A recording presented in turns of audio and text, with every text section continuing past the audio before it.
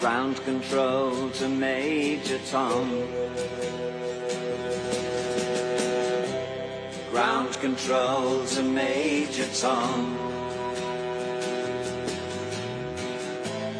Take your protein pills and put your helmet on. Ground control to Major Tom. 8, 7, 6. Commencing countdown, engines on. 3, 2. Check ignition and may God's love be with you.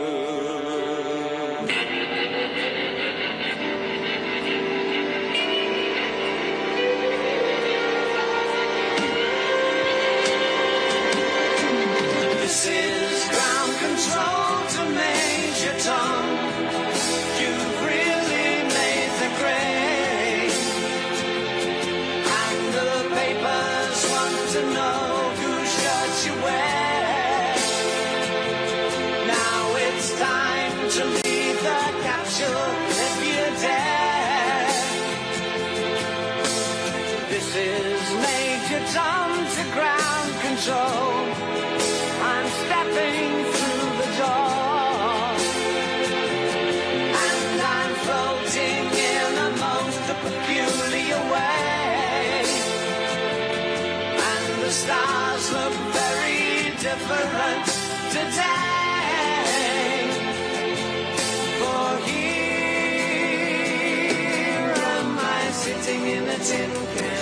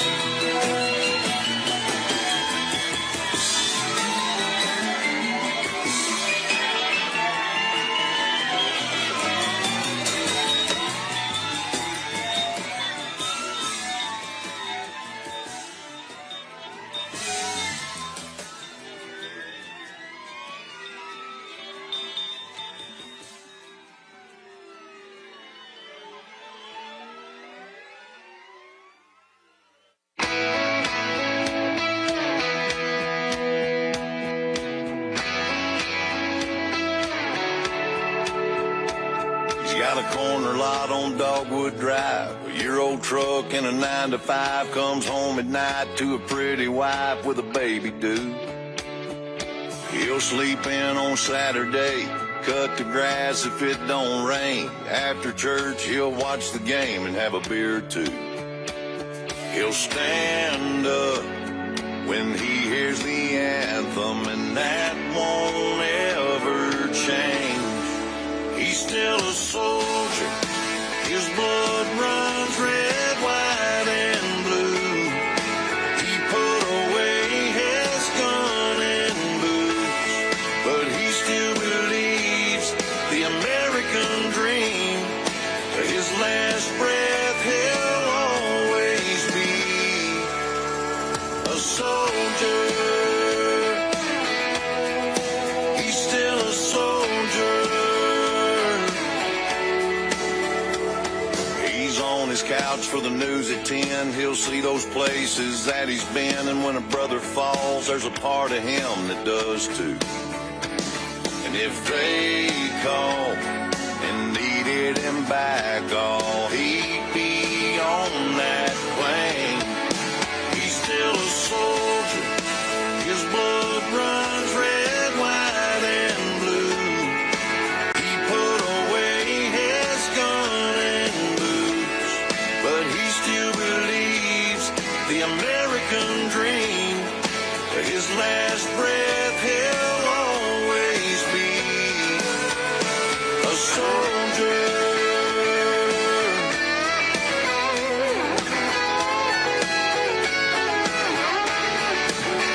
He don't wake up anymore when he hears thunder. Oh, but even if he lives to be 100, he'll still be a soldier. He's still a soldier. He's put away his gun and boots, but he still believes the American dream.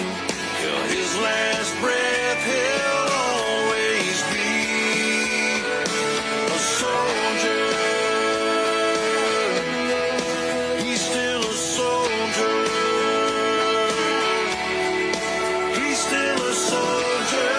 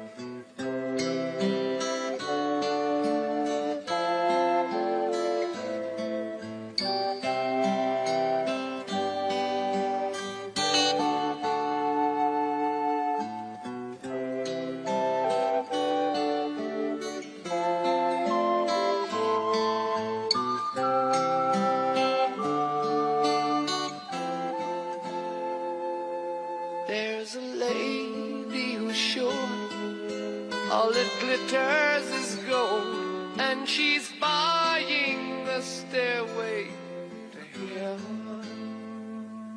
When she gets there, she knows if the stores are all closed, with a word she can get what she came for. Ooh, and she's buying a stairway here. There's a sign on the wall, but she wants to be sure, 'cause you know sometimes words have two meanings. In a tree by the brook, there's a songbird who sings. Sometimes all of our thoughts are misgiven.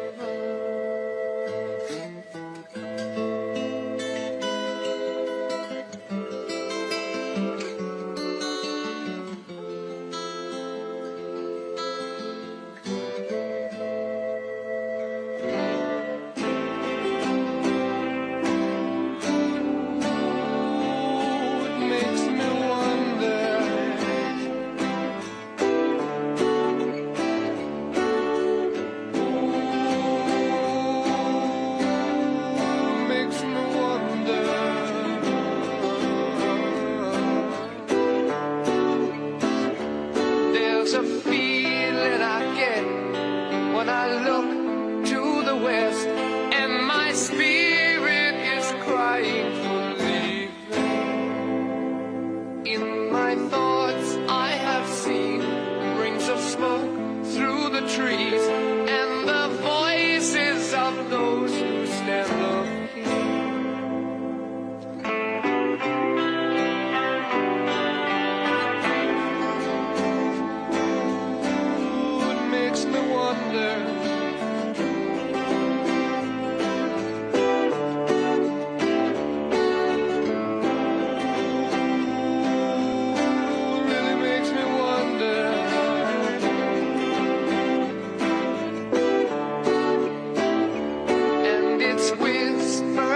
Soon, if we all call the tune, then the piper will lead us to reason, and a new day will dawn for those who stand long, and the forest will echo with laughter.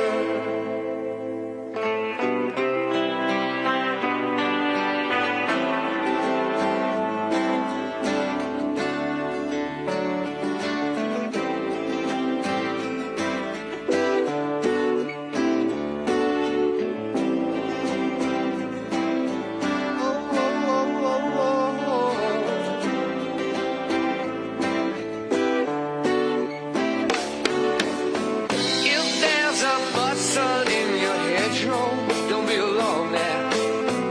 It's just a sprinkling for the May Queen.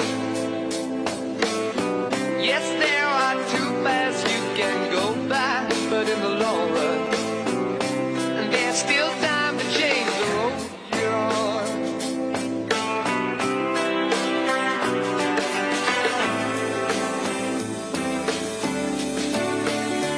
And it makes me wonder.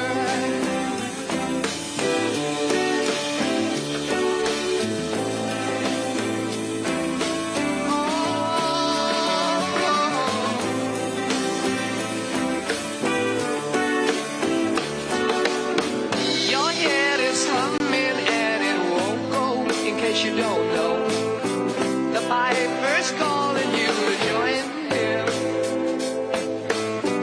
Dear lady, can you hear the wind blow?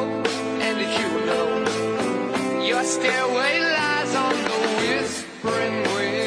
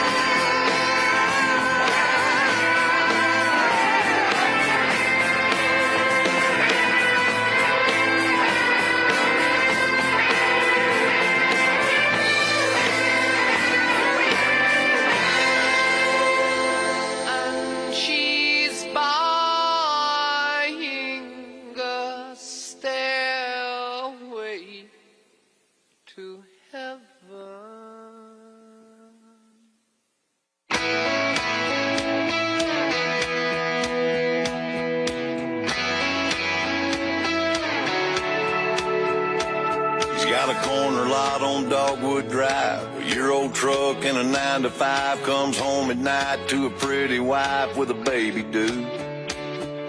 He'll sleep in on Saturday, cut the grass if it don't rain. After church, he'll watch the game and have a beer or two.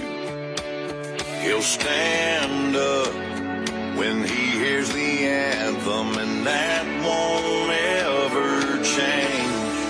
He's still a soldier, his blood runs red, white, and blue. He put away his gun and boots, but he still believes the American dream. To his last breath, he'll always be a soldier. He's still a soldier. He's on his couch for the news at 10. He'll see those places that he's been, and when a brother falls, there's a part of him that does too. And if they call and needed him back, oh, he'd be on that plane. He's still a soldier, his blood runs red, white, and blue. He put away his gun and boots, but he still believes the American dream. To his last breath, he'll always be a soldier.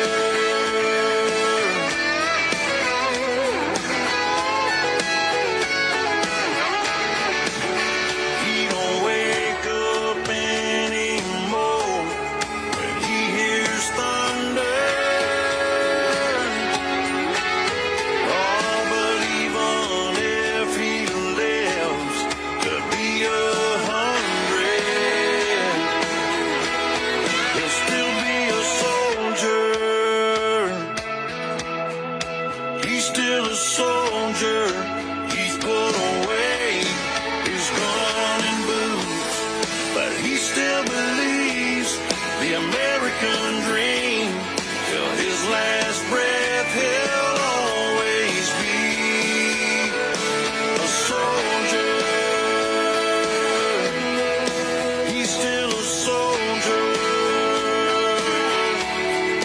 He's still a soldier.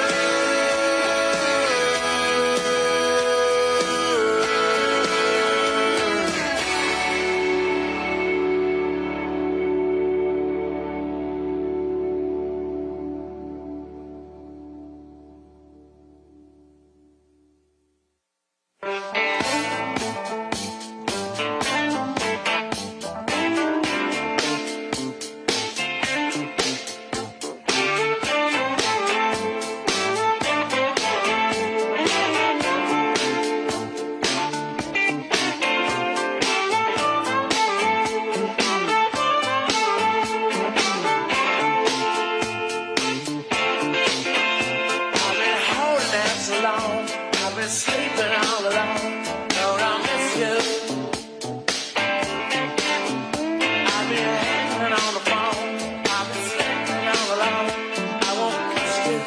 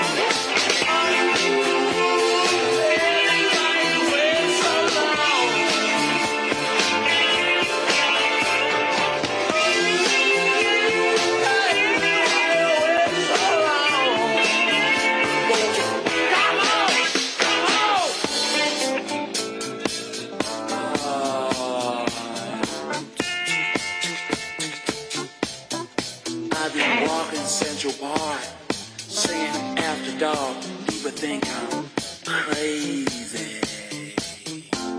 Stopping on my feet, shuffling to the street, asking Pete, what's the matter with you, boy?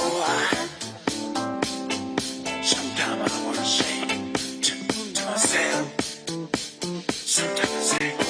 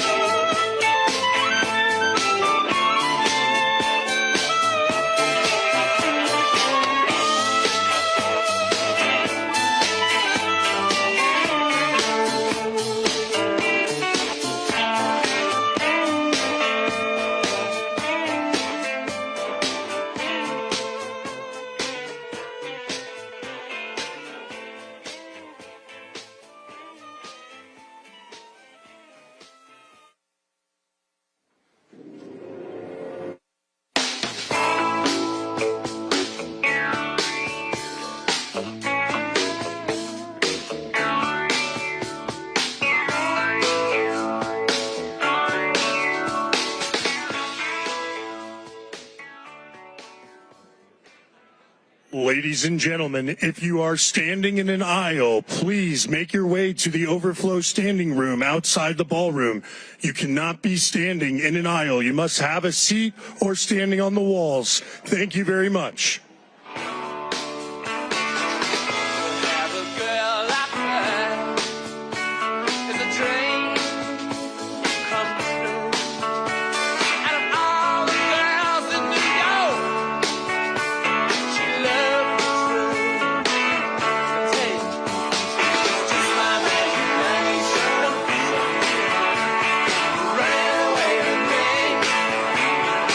It was just my imagination.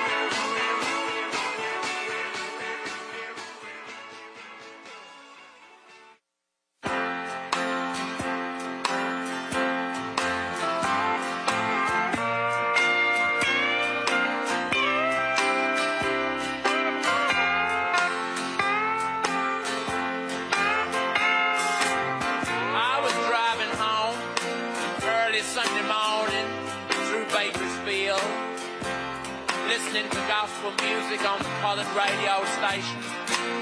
And the preacher said, you know, you always have the Lord by your side. And I was so pleased to be informed of this that I ran 20 red lights in his honor. Thank you, Jesus. Thank you, Lord.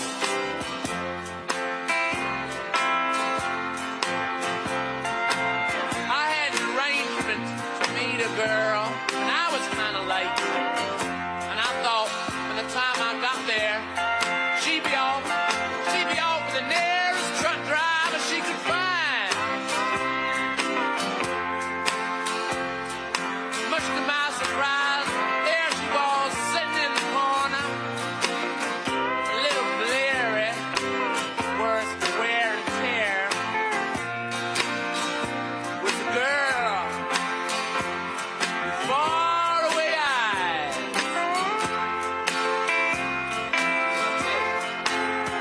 So if you're down on your luck and you can't harmonize, find a girl with faraway eyes. And if you're downright disgusted and life ain't worth a dime, get a girl with faraway eyes. Well,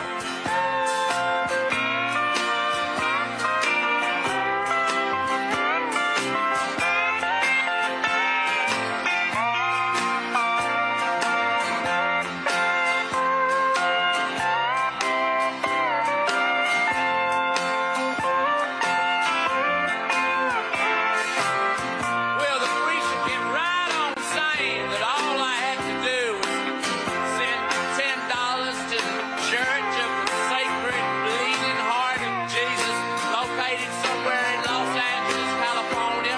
And next week they'd say my prayer on the radio, and all my dreams would come true. So I did. Next week, I got a prayer for the girl. Well, you know what kind of eyes she got. Well, I tell you. So if you're down on your luck, I know y'all sympathize. Find a girl with faraway eyes. And if you're downright disgusted and life ain't worth a dime, get a girl with faraway eyes. So if you're down on your luck, I know y'all sympathize. Get a girl with faraway eyes.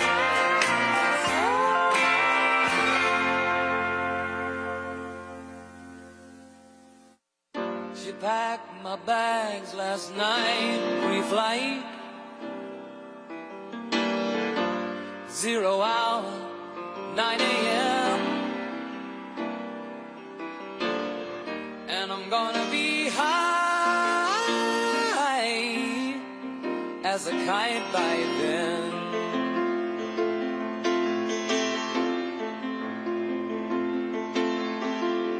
I miss the earth so much, I miss my wife. It's lonely Ladies and out gentlemen, the 45th and 47th President of the United States, Donald J. Trump.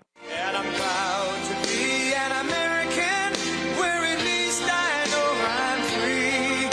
And I won't forget the men who died, who gave that right to me. And I gladly stand up next to you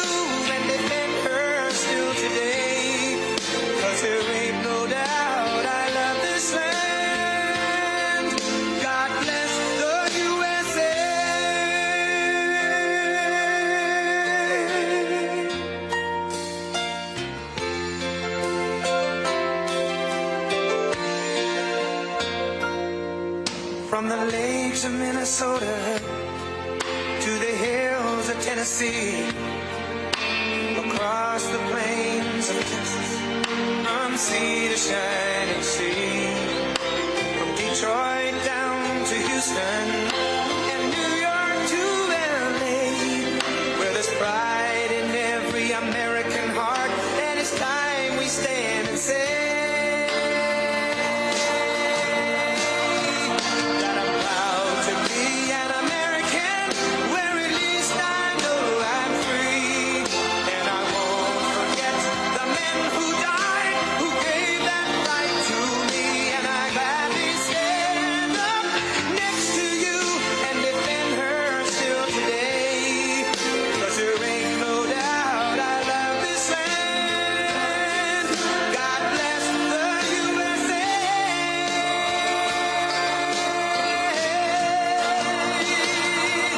And I'm proud to be an American, where at least I know I'm free, and I won't forget the men who died, who gave that right to me, and I gladly stand up next to you and defend her still today, 'cause there ain't no doubt I love this land. God bless the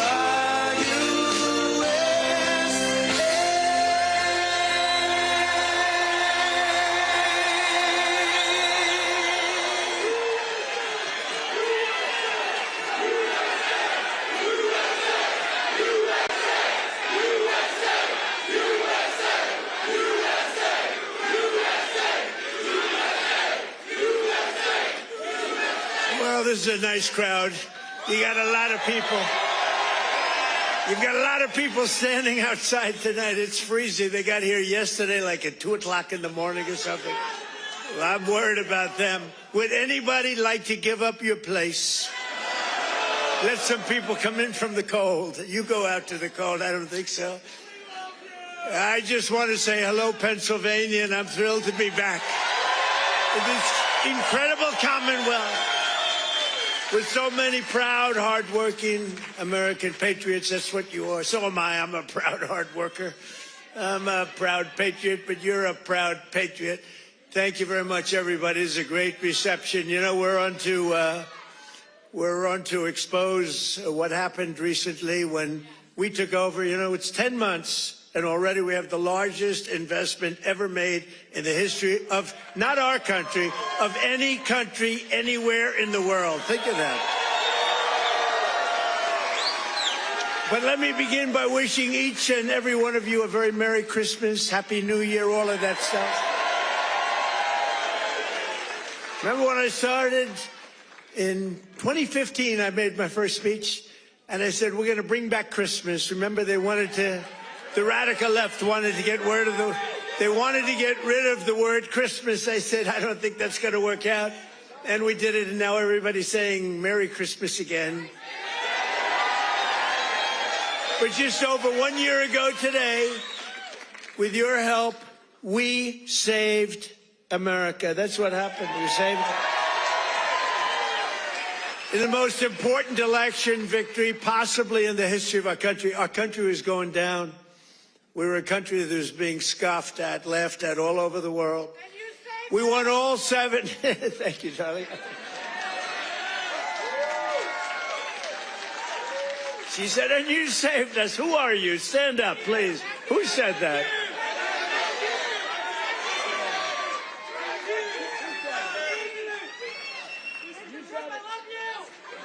I love her.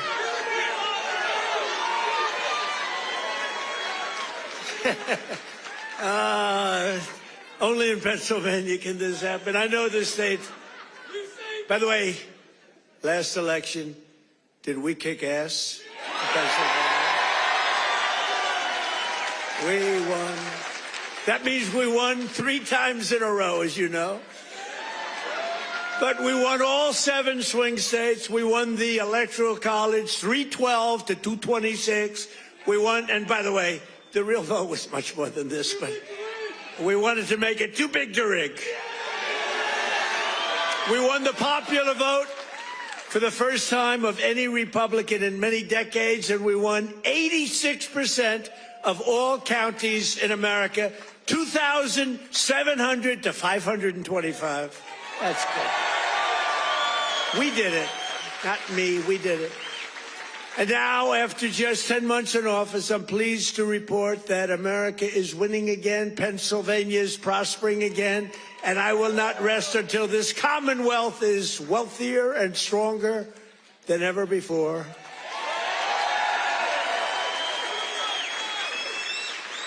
Remember when Biden got up and called you a state? That was not good. He said, it's great to be back in this state. Oh, where are we? Where are we? What state is it? It's Pennsylvania. Oh, okay. No, we're respected again as a country. We're respected. Since my inauguration, we've created nearly 60,000 new Pennsylvania jobs, including 4,000 Pennsylvania manufacturing jobs that the Democrats gave up on. You're doing better than you've ever done. Under our leadership, more than 40,000 Pennsylvanians have been lifted off of food stamps. 40,000. And working with a great guy, remember David McCormick? He used to go to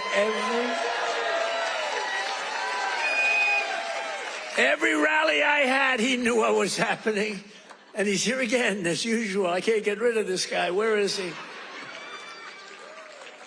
He got a little lucky, though, you know, in Butler, a place called Butler, Pennsylvania. I love Butler, Pennsylvania, but it was amazing, and we had a tremendous crowd, like 55, 60,000 people.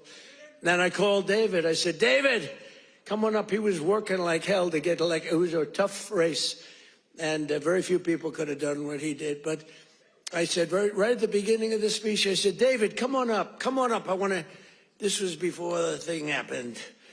And then I looked up and I said, you know what, David, just stay there. I'll get you later. You're so lucky, David. You're so lucky. You don't know. I could have had a little differently shaped ear if it weren't for you. You know, you got very lucky that day. People don't talk about that, but I remember I called him up and I said, just stay there. Because he was walking a little bit slowly. I didn't want to take the time. Oh, boy, that was a good day for you. What a job he did. He's really a great guy, and his wife, Dina, is fantastic. Thank you. Stand up, brother. He's a lucky man. Working with Senator David McCormick, we've secured commitments for nearly $100 billion of investments in Pennsylvania. We were up here a few months ago. Some of the greatest energy companies in the world made that. We were doing it on a beautiful day. A little warmer than it is outside today, David. But over $100 billion, and we've saved a great American company. You know, we saved, this little group of people and me, saved a little company called U.S. Steel, and it's hot as a pistol now. And we have the keys to the company. It's always going to be here. It's never moving. They said, what happens if it moves to Japan? I said, you can't move a steel mill to Japan. You can move a headquarters, but the steel mill stays here. That's all that matters. And I will tell you, the company is spending billions and billions of dollars, and there was no second by comparison. Other companies were interested, and they really are. They call me all the time, tell me they're really excited about it. And, you know, they're building a lot of additional plants. It's turning out to be beyond what anyone thought possible, but we had to save U.S. Steel. U.S. Steel was one of the greatest companies, which really, for a long period of time, years ago, the greatest company anywhere in the world. U.S. Steel was, you see it with the big factories that were, I mean, 2 years ago. Now it's starting to fill up. The tariffs have filled it up because people are coming here. Other steel companies are coming to Pennsylvania now because of they don't want to spend 100%, 50%. 25% of tariffs are all coming in. It's amazing. You know, the word, remember when I said tariff? My favorite word is tariff. True. But then I got a lot of heat from the fake news. Look at all of them back there. I took a lot of heat. I got up early on. I said my favorite, it's turning out, you know, tariffs are bringing us hundreds of billions of dollars. I just helped our farmers out because they're starting to do really well. But in order to try and negotiate, some countries played a little cute, and we just gave them, right out of a tariff money, cost us nothing, right out of the hundreds of billions that we've taken in, we gave the farmers a little help, $12 billion, and they are so happy. And all they want is a level playing field, and now it's happening. And the tariffs are making them rich. It's going to be, you're going to see what happens over the next 2 years. It's like a miracle is taking place. But we've taken in hundreds of billions of dollars, really trillions. Scott, we have the great Scott Bessent. Scott, stand up. And if you add to that all of the companies that are pouring their money to building plants in Pennsylvania and many other states, auto plants, AI plants, plants of every type, which we would have never had if we didn't put the tariffs on. Did you see where Europe now is saying, I think we got to start doing what Trump is doing. We've got to start putting on tariffs because we're getting our asses kicked, and it's true. But Scott, if you really think about it, it's trillions of dollars, not billions of dollars, right? So it's amazing. It's the smart people understand it. Other people are starting to learn, but the smart people really understand it. 1 year ago, under Sleepy Joe Biden, have you heard of him?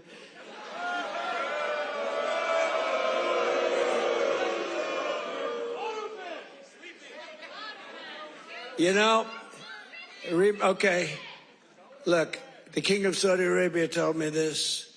He said, sir, 1 year ago, I was in Saudi Arabia. Somebody complained that I was making a foreign trip. I went to Saudi Arabia, Qatar, and UAE. I brought back $4 trillion. They said, he shouldn't be traveling. He should focus on home. What the hell do you think I'm doing? And 250 Boeing jets. I brought back so much everything. Then they say, he should, you know, the stupid people, they say, he should be leaving our country. Yeah, let's sit around and twiddle our thumbs. It's, no, it's sort of crazy, right? But 1 year ago, the King of Saudi Arabia said it. He said, sir, 1 year ago, you were a dead country. Dead. They were focusing on China. They were looking for, you know, who's next on line, frankly. And he's a good man. And the Emir of Qatar said it. UAE said it. The big company, the big, smart country said it. We were a dead country 1 year ago. We were dead as a doornail. We were going down the tubes. And now we're the hottest country anywhere in the world. There's nobody close. Sure.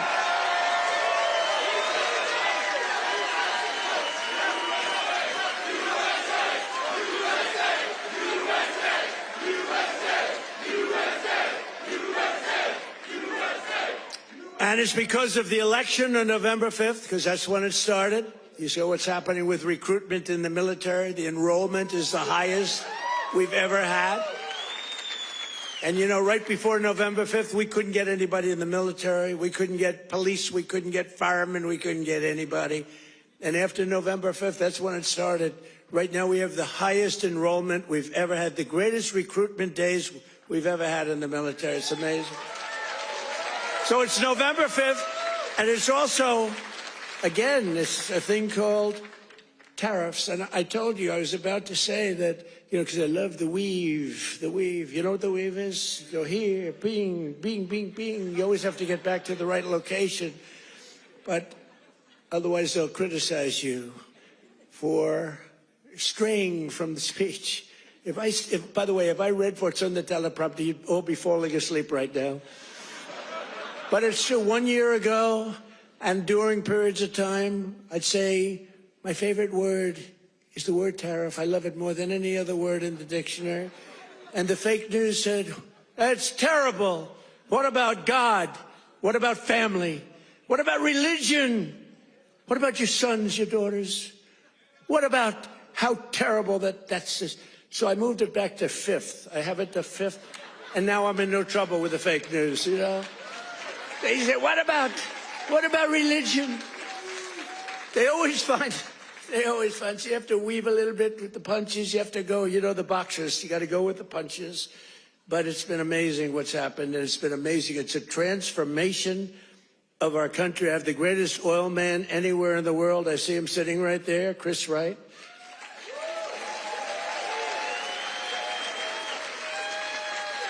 I was going to put him in, Doug Burgum. He's great. He's interior. And I said, Doug, I want you to go to energy. You're really fantastic at energy. Came from North Dakota.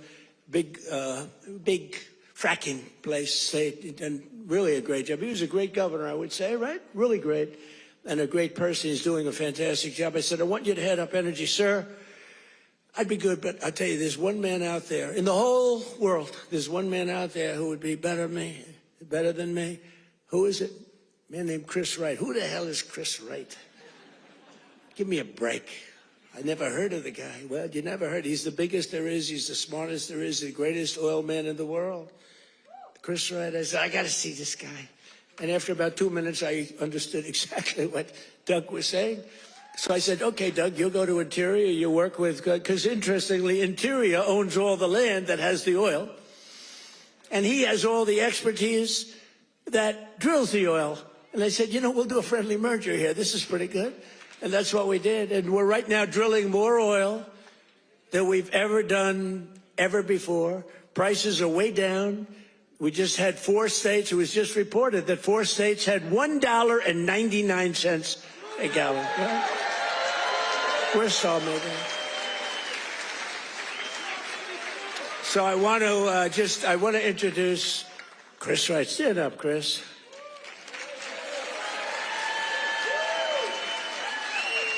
Who would think, you look at him, he's a nice looking guy and all that. Who would think he's rated, I mean, he's the most talented oil guy. He can put his nose on the ground and tell you whether or not there's oil. Other people have to spend billions of dollars on machinery and equipment, and it doesn't work. So I want to thank you. You're doing a great job. And is it true? We are right now, energy overall, not only the oil and gas, we are right now involved in more energy and have more energy in the works by far than we've ever had before. Is that right? Yeah. Not even close. Yeah. And I have no higher priority than making America affordable again. That's what we're going to do. And again, they caused the high prices and we're bringing them down. It's a simple message. If I had one message tonight, you know, this is being covered like all over the world. This is crazy because I haven't made a speech in a little while. You know, when you win, you say, oh, I can now rest. So Susie Trump, do you know Susie Trump? Sometimes referred to as Susie Weil. Susie Trump. She's the great chief of staff at the, they don't use the word chief of staff anymore because of the Indians got extremely upset. But now the Indians actually want their name used, which is true. They never didn't want it used. But the chief of staff, and she's fantastic, she said, we have to start campaigning, sir. I said, I won. What do I have to do already? They said, we have to win the midterms, and you're the guy that's going to take us over the midterm. Where's Susie? Susie, come on, Susie. Look at Susie. Susie's the greatest. And who do we see there? We even brought our superstar today, Caroline. Stand up, Caroline.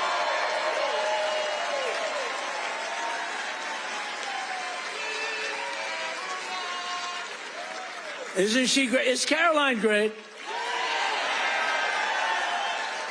You know, when she goes on television, Fox, like, I mean, they dominate. They dominate when she gets up there with that beautiful face and those lips that don't stop, up, like a little machine gun.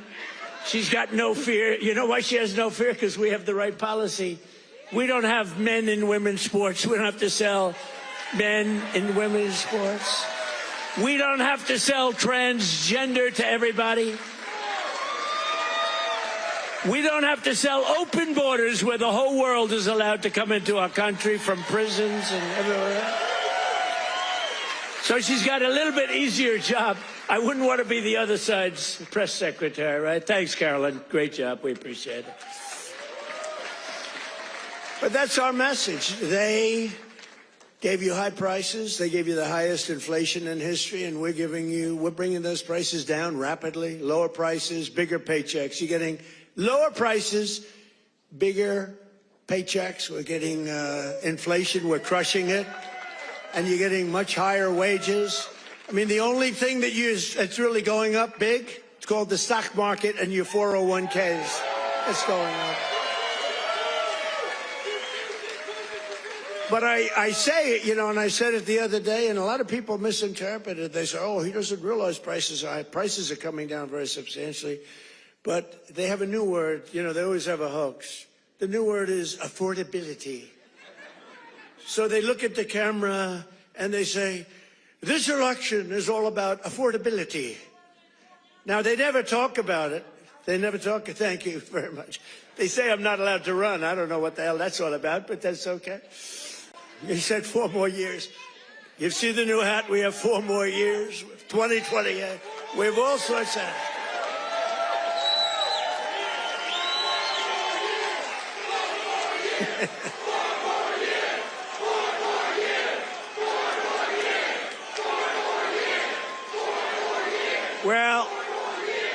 Well, you know what? We have 3 years and 2 months to go. And you know what that is in Trump time? 3 years and 2 months is called eternity. We have a long time. We have a long time. But under Biden, real wages plummeted by $3,000 a year. Under Trump, the typical factory worker has already seen their wages increase by more than $1,300, and that's in just a few months. And for construction workers, it's $1,800 up versus $3,500 down, and I think their number is wrong. It's much lower than that. For miners, do we love miners? I love miners. I don't know how they do it, going 10,000 feet under the ground, and they wouldn't trade jobs with me. If I gave them a beautiful, magnificent penthouse in the middle of Manhattan, where I used to live, if I gave them the most beautiful penthouse, they wouldn't take it. They'd rather go 10,000 feet underground and dig. That's what they want. For miners, their wages went up $3,300, and we're bringing back coal. But my administration cannot talk about anything else except when they say the word coal, they have to precede the word by 2 words: clean, beautiful. So we only call coal clean, beautiful coal. Is that right, fellas? Because coal needs a little public relations help. It's a very powerful fuel. It's used by China. You know, China makes all our windmills, but they don't have any wind farms. It's a little interesting, isn't it? Wind is the worst. That's a scam. They ruin your valleys. They ruin your peaks. The most expensive energy. The only ones that get rich are the developers who make a fortune. You have to change your windmills. And most of them are made in China, but China has very few wind farms. You know why? Because they're smart. You know what they do have? A lot of coal. They love coal. So that's okay. But we have clean, beautiful coal, and we brought it back into vogue. We have nuclear, we have oil and gas, we have sort of everything. We don't approve windmills. We don't approve it, I'm sorry. We don't like things that kill all our birds. And that every time you put one up, only the guy that owns it makes a lot of money. Those guys, what a joke. And they are ugly, you're right, sir. But Democrats talking about affordability is like Bonnie and Clyde preaching about public safety. And they are really truly the enemy of the working class when they do it, because we're going to have a great energy policy. You know, our oil prices are coming down, very substantial energy prices. And honestly, with that, everything comes down, because there's nothing nearly in the category of oil. You wouldn't even know what second is. There are seconds and thirds, but it's so far down the list we don't even talk about them. You get energy prices down, which we're doing. Again, the greatest amount of drilling, the greatest amount of fuel being produced right now in our country than ever before, by far. It's not even a contest. And when that happens, those prices come down. That's why you're seeing oil per barrel coming down nicely, very nicely. We don't want to go so rapidly because we want the people that produce it to keep producing it, but they're doing good. But it's amazing. But when energy comes down, your other prices come down too, all of your prices. And that's exactly, we inherited the highest prices ever. and we're bringing them down. We inherited the worst inflation in the history of our country. Think of that. And we're bringing them down rapidly. Their entire agenda is about robbing working people to fund their far-left cronies and give lavish benefits to foreign migrants and illegal aliens. You can't do it. Look, we all have a heart. We don't like what's happening. But, you know, when they allow them to come in, we have a border that, by the way, they don't talk about the border. Why don't you talk about the border anymore? The border is, for months, it's closed. Actually, their people, because they're radical left, their people, radical left, they rate the border and everything. You know how many people came into the border over the last 7 months? You know what it is? Zero. Zero.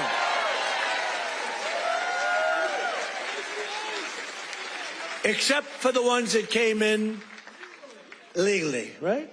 Legally. When Biden and congressional Democrats had power, they blew up our economy, sent prices soaring. Look, the poor guy, he didn't know what the hell was happening. Okay, I'm sorry. It wasn't him. It was the lunatics that circled. Yeah, it was the auto pen. You're right. I can't believe I didn't say that. I hate when you beat me to the punchline. I would not have. Well, I'll tell you, I'll give the fake news a little breaking news. So I believe, and I may be correct, but we're checking this. We have a bad head of the Fed. We're going to be making a change. Fortunately, this guy's out. But we have 4 members appointed by Sleepy Joe Biden. Which is better, Sleepy Joe or Crooked Joe? Historically, when I've done polls, from people, I do my own polls. I go to a big arena, we have 20,000 people, I say, which you like, Sleepy Joe or Crooked Joe? And I learned, I save millions of dollars, I don't have to do any polling, okay? Typically, Crooked Joe wins. I'm surprised, because to me, he's a sleepy son of a bitch, who destroyed our country. If we didn't come along, and it's not me, it's all of us. If we didn't come along, this country was destroyed, I'll tell you. It would have been destroyed. But now Democrats in Congress want to take us straight back to the Bidenomics. They don't change. And I don't really talk about it because, for instance, I watched a congressman the other day on a television show. They were interviewing a Democrat. He was fighting like hell for men to play in women's sports, okay? And I was going to put something out. I was going to he's a well-known congressman. And I said, let's save it about 2 weeks before the election. Right, David? We don't want to do it now. What the hell good does it do now? Let's save it for about 2 weeks because we don't want them to change. Just let them keep going. I think transgender for all is a great, great thing for the Democrats to be talking about. Transgender for every member in your family. If they're not feeling well that night, let's just change their sex. Now, let's not talk about it. Let them go and let them fight to get these things. I think open borders are great. Where prisons are emptied into our country, right? Where we have people from all over the world being dumped into our country. The people that aren't wanted in their countries, by the way. I think that's a great, like Somalia. Welcome. Do we have any individuals from Somalia in the group? Please raise your hand. That's for Minnesota. That's called the Great Big Minnesota Scam with one of the dumbest governors ever in history.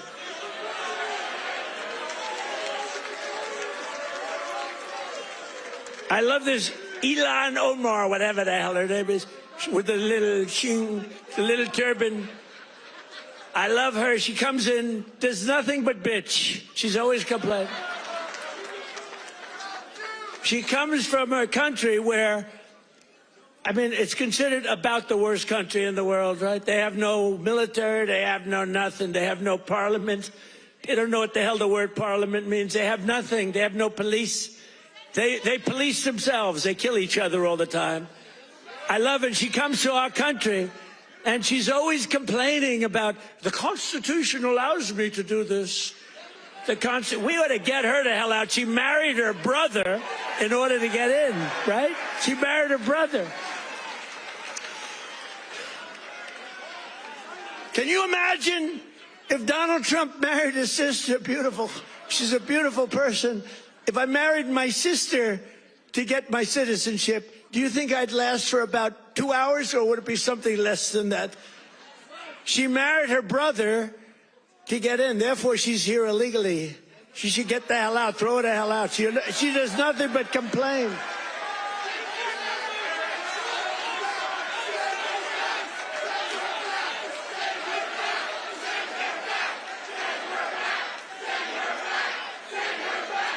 So now, and we have our Savior in this room. His name is Secretary of the Treasury, Scott Bessent. He's right there. Because that very handsome man, by the way, if you're picking the Secretary of the Treasury, is he like the perfect guy for a movie? He's made for the movie. Stand up, Scott. Look at him. No, he's central casting. He's central casting. But you don't, under that beautiful exterior is a killer. And here's what happened. He is in charge of the investigation of Somalia and the billions of dollars they have robbed from Minnesota, right? I hope you do your job. I hope you're not one of these Republicans where something comes up and they don't do what they should do because they're nicer people. You know, they're much nicer people than the Democrats, but Scott's actually not a nice person at all. So, Scott, you're in charge of that investigation? Okay, I'm not interfering at all. I'm just saying, please do a good job, honest and fair, right? Honest and fair.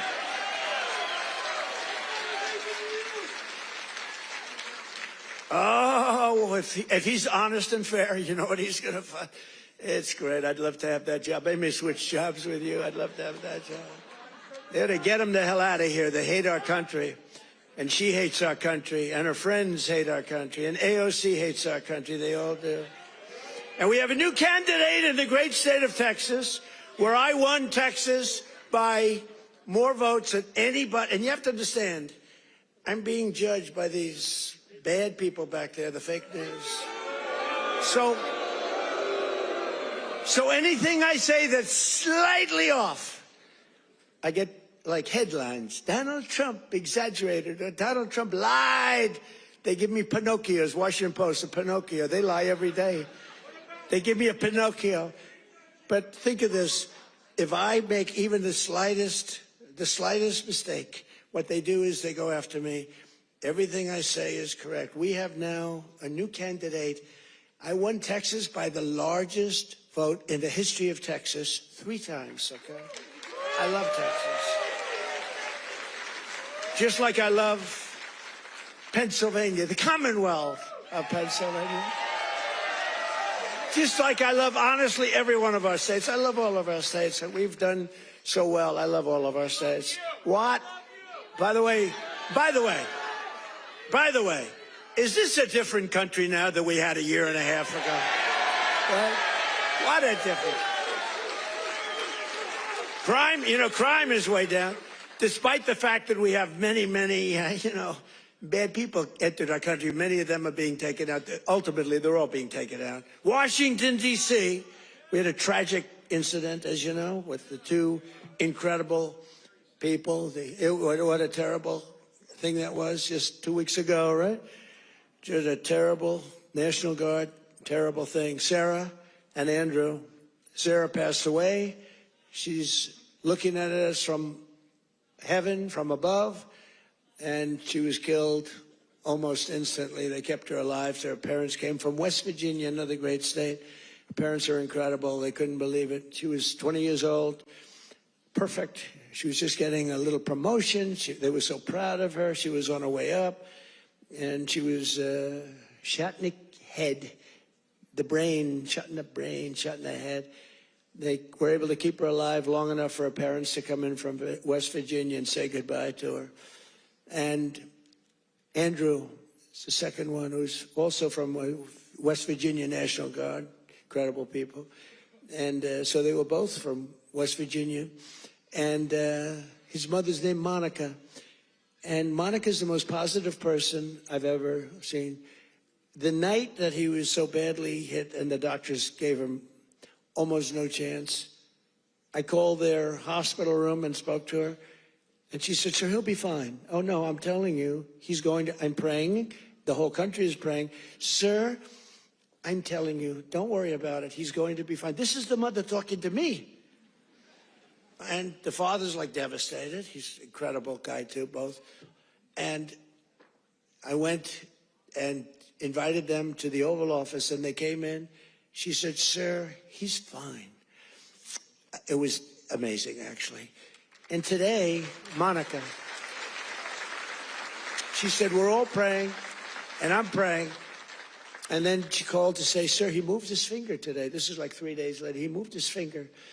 And today I got a call that he got up from bed. Do you believe that? He got up. He got up.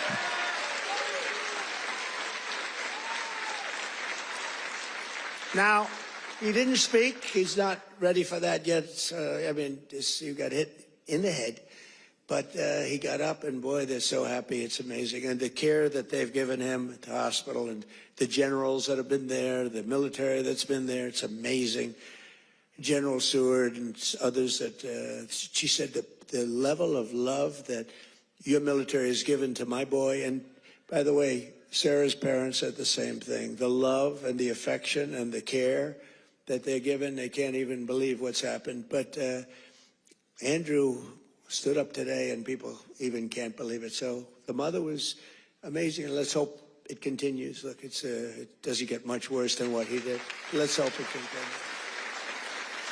But that's an act of terrorism. This is a guy came from Washington, state of Washington, came across the country, and he wanted to kill people with the uniform. A whack job. Isn't it crazy? Think of it. He was also very badly injured. And they're fighting to save his life so that we can give him the death penalty. How crazy is that, right? They're fighting to save his life so that we can give him the death penalty. That's the way it really should work, right? The doctors have to do their job, and then the lawyers have to do their job.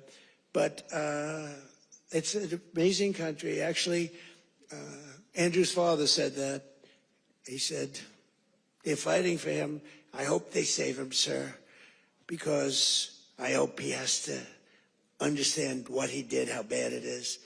And he's going to, I think he will be saved, actually. It looks like they will save him. He wasn't as badly hurt as Sarah or Andrew, but isn't it an amazing thing? They're working so hard to save his life, and we're going to put him up for the death penalty. Amazing, huh? Only in America. That's only in America. You know, in one way, there's something beautiful about it. In another way, it's a little crazy, right? In my first term, we built the greatest economy in the history of the world. You know that. We had the greatest economy in history, even with the COVID. COVID came, and it really hurt the world. It was a gift from China, but China got hurt very badly, too. We're getting along with China. They're buying a lot of our soybeans. Keep buying those soybeans there. You know, you heard all about magnets and rare earth. They were great. I met with President Xi. Scott was with me, and we had a whole group. Marco was there, and Chris was there. We were all there, and we made incredible deals with China. We're getting along. Getting along is a good thing. You know, getting along is a good thing, not a bad thing. It's a smart thing, and they're buying literally trillions of dollars worth of our products and all of that. And we had a very good meeting. Remember, the whole world was going to shut down over rare earth. That was 2 months ago, and that worked out very well. It all works out well. If you have a smart president, it works out well. If you have a dummy, it doesn't work out. But we had a great economy. We had the greatest economy in our country's history, but we had what's called the greatest economy. This is the first term, probably ever, of any country. Now, in addition to that, we rebuilt our military. We got the biggest tax cuts ever. We got the biggest regulation cuts ever. We had the best job numbers. We had a great first term. Or frankly, to be honest with you, I wouldn't be standing here. Because if I had a bad first term, you know, you might say, I like him. He's really good. But We had a lousy first term. You're not going to vote. You voted for me because we had a great, despite all of the Russia bullshit, despite all of the impeachments, you know, think of it. The impeachments, all of the crap we had to go through with these crooked Democrats. They're crooked as you could be. They're bad people. They're sick people. But despite all of that, we had an amazing first term. Our second term is blowing it away. It's blowing it away.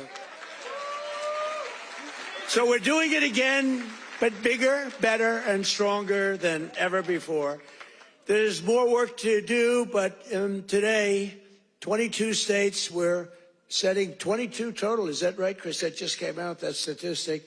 We're down lower than we've been in 7 years in gasoline prices and oil prices, not just the 3 states that I talk about with $1.99 a gallon. How would you like to have $1.99? You know, that's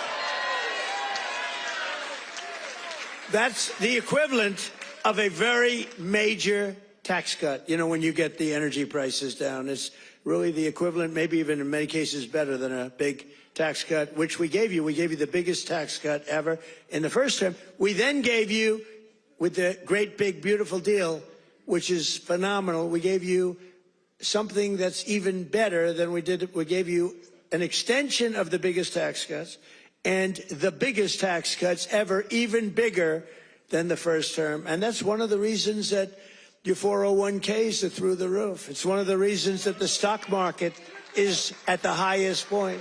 So rent prices are down, dairy prices are coming down very strongly. The cost of Thanksgiving turkeys was down by 33% compared to the Biden era. Biden era. You know what you did during the Biden era for Thanksgiving? You said, oh my God, this is terrible. It was a rotten Thanksgiving. And Walmart, I thank them. You know, they came out with a big, like sort of a numbers thing, a chart, and they had it 25% less. So that's pretty good. A Thanksgiving meal with all of the trimmings is 25% less under Trump than it was a year ago under Biden. That's a good start. We're bringing it down, and we're coming down more. We're coming down a lot more. Takes a little time to come down. They were ruining. They're going to destroy our country. The cost of a Christmas ham, what? Don't forget who? Eggs. I'm getting to eggs.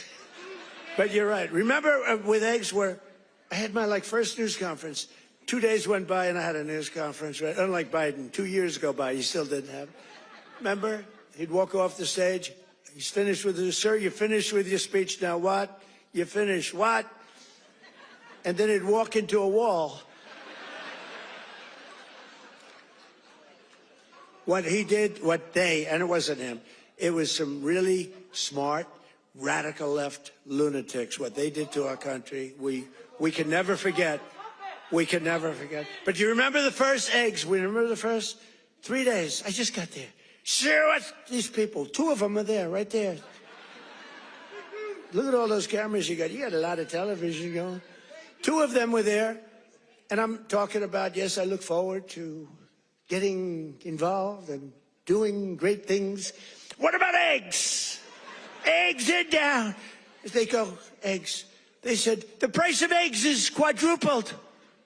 I said, oh, I didn't know that. Tell me about it. It's gone up like 4 or 5 times. Remember eggs right at the beginning? He's right when he says eggs. It went up like 4 times. It was like crazy. And they said, sir, don't buy. They came into the Oval Office. Sir, you know, we have an Easter egg hunt. It's like a thing for 150 years at the White House. Beautiful. They said, sir, we're going to buy plastic eggs this year. Plastic eggs. We don't have, you know, enough eggs to go around for that. I said, you're going to buy regular eggs. And by the time Easter comes, we're going to have so many eggs, you're not going to know what to do. You're not buying plastic. And we didn't. And Brooke Rollins, our Secretary of Agriculture, did an incredible job. And eggs dropped like a rock. And we ended up buying a lot of eggs for a lot of... But the price of eggs is down now 80% since March. Think of that. And we have 2 price charts. Do you remember the last time I pointed to a chart? My all-time... I don't care what these charts say.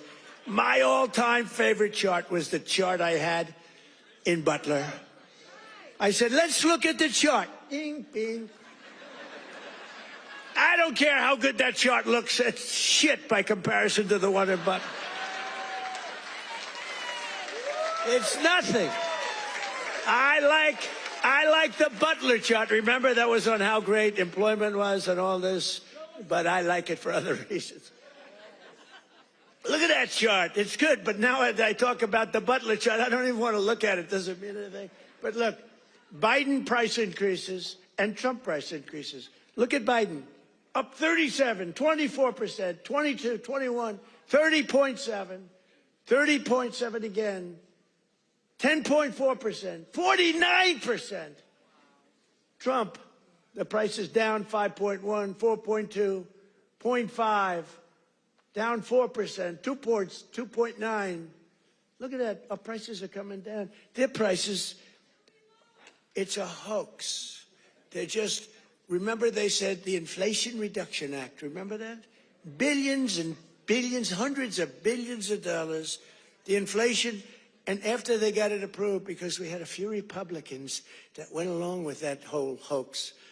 And remember, we're going to pass the inflation. And I said, there's nothing to do with inflation reduction there. There's nothing to do with that. It has nothing, it had nothing to do with inflation either way, other than raising inflation, perhaps, because it was such a stupid.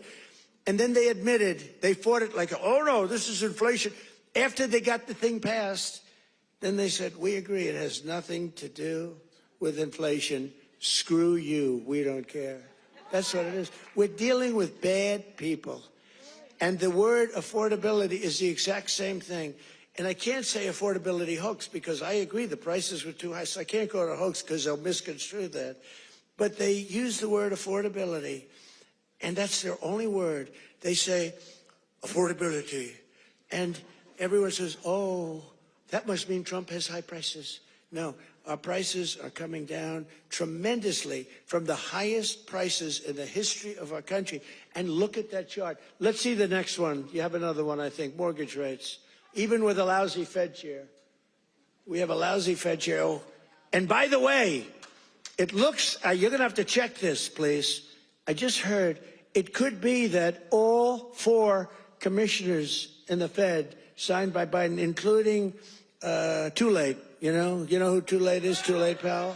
Jerome Too Late. He's too late with his interest rates for a reason. He's a bad guy. He's not a smart guy, but he's a bad guy. Too Late.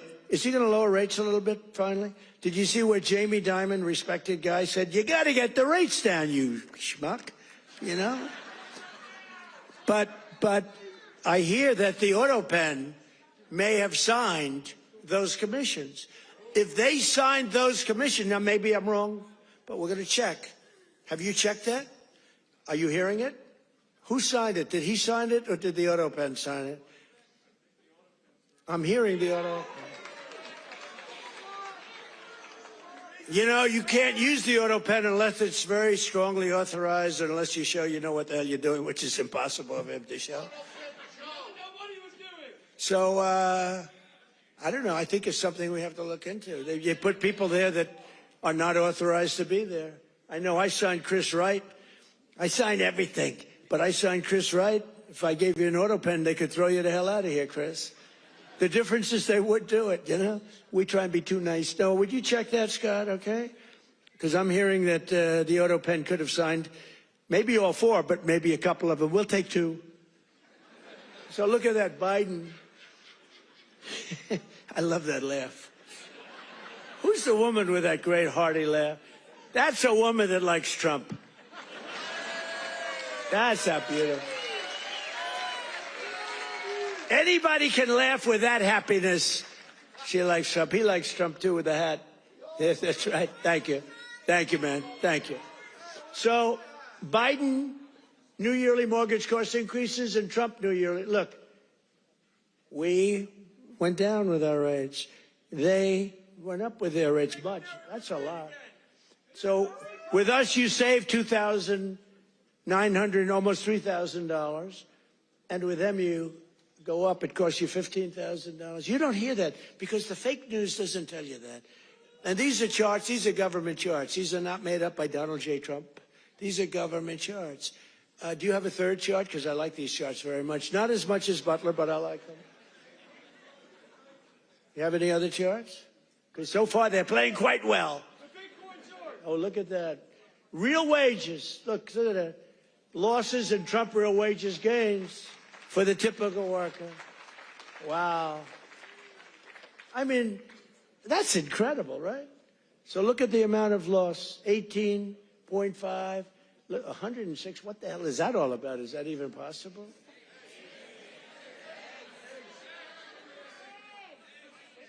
Biden food, oh, I see. No, that's, hey, you move that chart very quickly. I said, what's going on with that chart? They did, that was Houdini did that. Because I was saying, boy, I really like the numbers having to do with real wages, but, you know, they played very well. But this plays very well, too. So you have Biden food price increases, Trump, look at that. Look at that. So ours are decreases, all decreases, and they're moving down good. But look at AIDS, 106%, and we got them down 15%. Look at those numbers.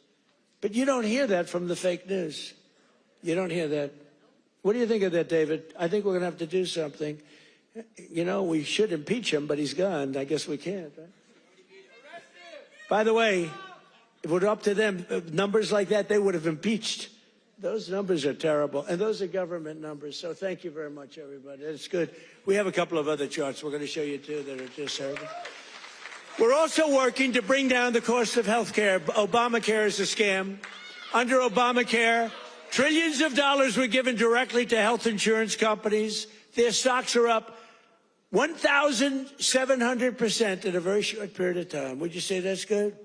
Obamacare's primary purpose was to pay off insurance companies. You know, the insurance companies back the Democrats very heavily. I want to give billions of dollars directly to the people. I want to take all of the billions and billions and actually trillions, but over a period of time.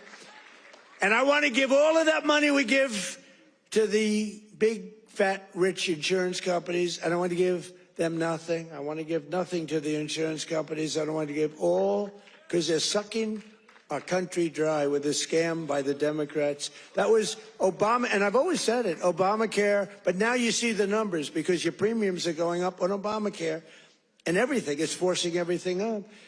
But we want the money go directly to the people. We want you to go out and buy your own health insurance, and you'll get much better health insurance at a much lower cost.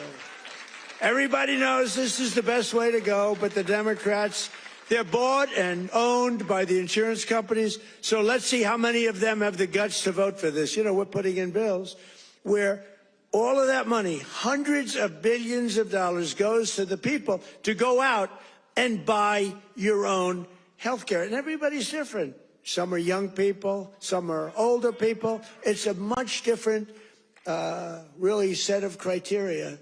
In 4 years under Biden, Democrats secured less than $1 trillion in new investments in our country. Think of that, though. And we've done in 10 months, we've set the all-time country record by many times. I'm going to get the exact numbers many times. 18, what are we over 18, right around 18 trillion? We could hit $20 trillion in the first year with 10 months, 18 trillion versus less than 1 trillion. And I'll tell you what, it was going to go down if it wasn't going to be like even anything. It would have been negative because companies were pouring out of our country. The stock market is set 51. This is in less than 10 months. The stock market is set 51 all-time record highs. There's never been anything like that. Bum, bum, bum. Bum, bum, bum. It's set, think of that. It's set 51 all-time record highs in less than 10 months. That was as of about 3 weeks ago. Before I entered office, 100% of all new net jobs were going to migrant workers. Think of that. 100% of new jobs were going to migrant. These are government numbers, by the way. These are not Trump numbers. These are government numbers. Because they say, well, did Trump come up with these numbers? No, I didn't come up. I'm just... Migrant workers and illegal aliens got 100%.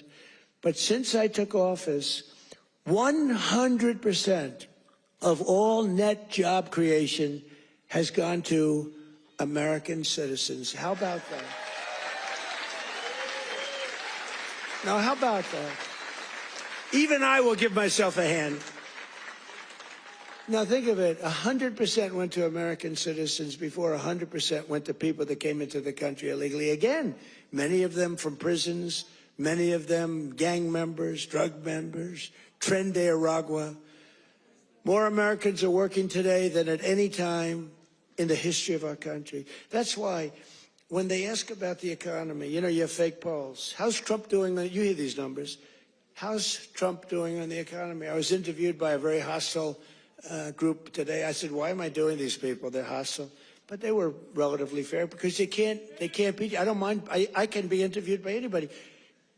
Were you concerned if you're doing badly, you don't want to be interviewed by bad people. But they can't do anything to you because the numbers speak. It was Politico. I did an interview today. It was a good interview because they have no ammunition. The one person said to me, it's unbelievable. Our economy is unbelievable. There's never been anything.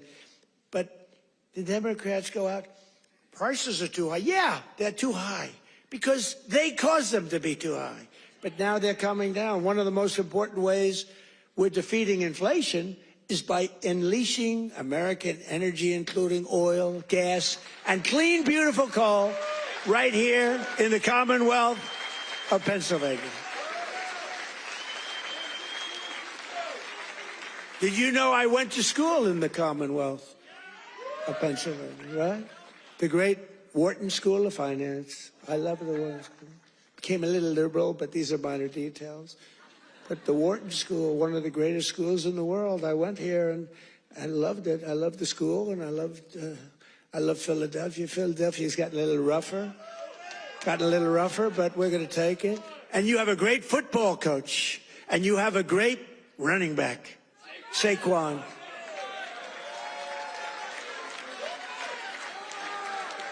You know, I got to know Saquon a little bit, and my hand will never be the same. I patted him on the back. I said, Saquon, let's go. You're my partner today. Let's go win. Because it was like I hit a piece of steel. I said, what the hell is with you, Saquon? That's pretty, he's good. But he's a better football player than he is a golfer, trust me. He's so strong. He's those muscles. But his football is great. His golf will be very good. Very good.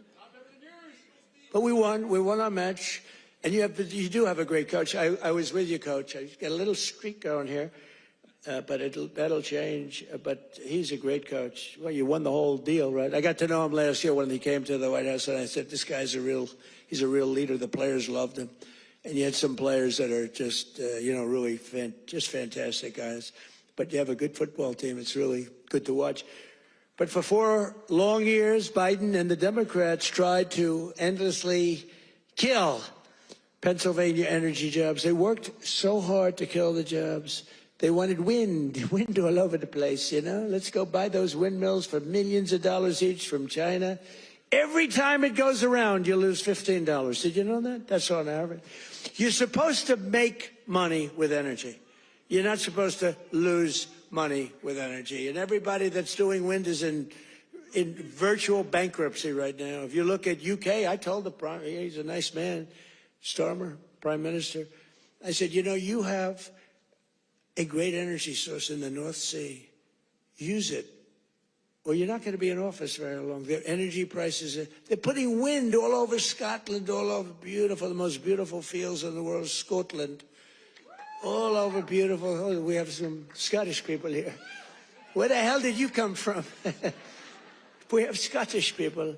But they're putting wind all over Scotland. The people are not thrilled with it. And it's costing them a fortune. They have the most expensive energy. And I said, I'm going to do you a favor. You could be there for a long time. Open up the North Sea oil. One of the greatest oil. And, they like to say, well, it's very well depleted. No. It's good for another 500 years, and they haven't even found most of it yet.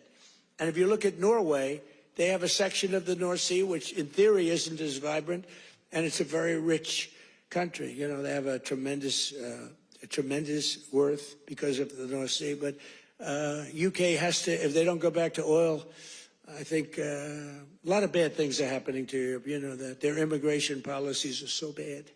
Is so bad. Destroying our beautiful Europe. I love Europe. they're destroying Europe and they better do something. I'll give them just some free advice. I'm focused here, but I give them free advice. They better be careful because immigration and energy are going to destroy Europe.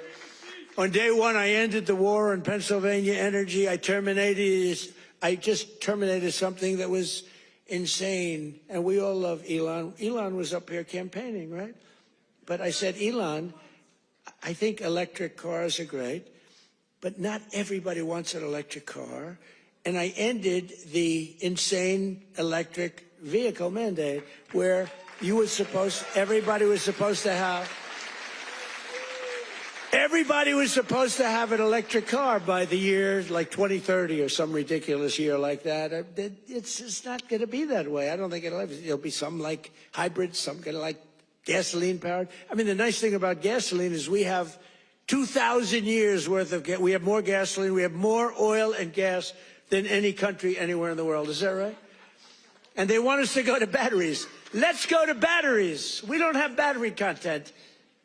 So let's go to batteries, according to these morons that were in our country. Let's not use oil and gas, which we have more than any country in the world. Let's go to batteries. Well, we have to go to the Congo and get it from China. But I actually stopped the war with Congo and Rwanda, and they said to me, please, please, we would love you to come and take our minerals, which we'll do. But I stopped the Green New Scam. It's a total scam. And, you know, we had, they used to call it global warming, then they called it 15 other things, none of them worked, so they came up with climate change, remember? Climate change. Because you can't go wrong with climate change if it goes up. Remember, global warming, and then the temperature started going down like a rock. Remember? We had global warming, and they sent that big, beautiful ship with all scientists on it, and it went into deepest Alaska. It went up through the ice. And the global warming, it was getting so warm, except, unfortunately, they had a bad few weeks. It got so cold that the ice just crushed the ship. We had to take those poor bastards out by helicopter. The scientists, they said, one guy was petrified of helicopter. He said, I have a choice, go down in the ice with the ship or go in a helicopter. He chose the helicopter. He made it. But we have a very simple policy, right, Chris? Drill, baby, drill. We have a simple policy. And natural gas production is booming. Coal mining is up by 2.4 million tons a month. And we're also reviving Pennsylvania manufacturing. And with our historic tariffs, steel production is roaring back. We're building steel mills all over the country. And U.S. Steel is coming back at a level never thought possible before. And I was up.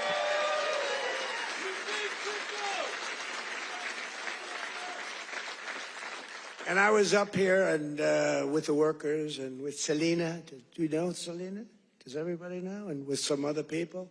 We were up with some great people, and we spent the whole day, and they were determining whether or not they wanted to make which one of the deals. I went to the workers. I said, which one do you like? We picked the right one.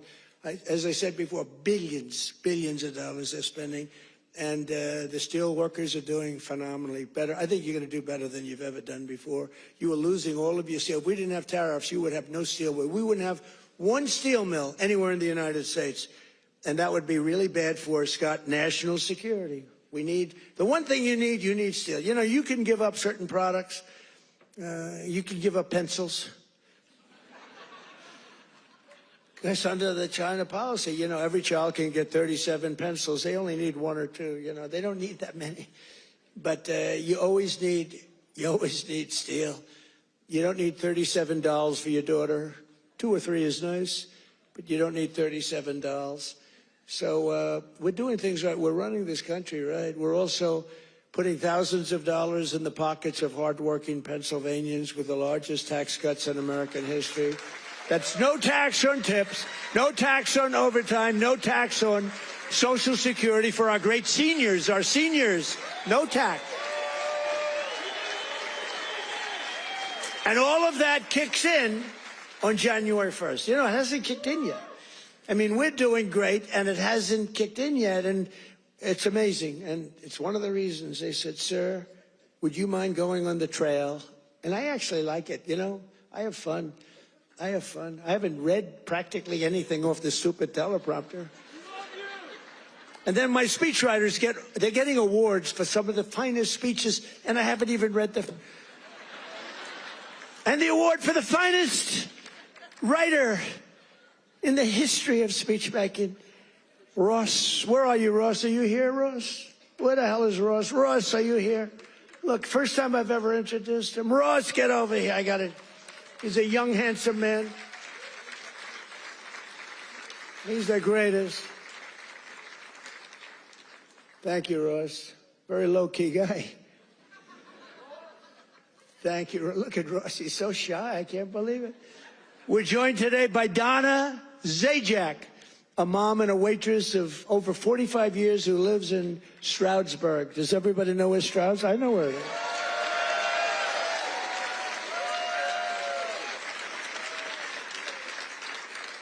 Because of no tax on tips, Donna estimates she will keep hundreds of additional dollars every single month, and she'll put all of that money toward her daughter's dream of becoming a veterinarian. That's a good, right? A good thing.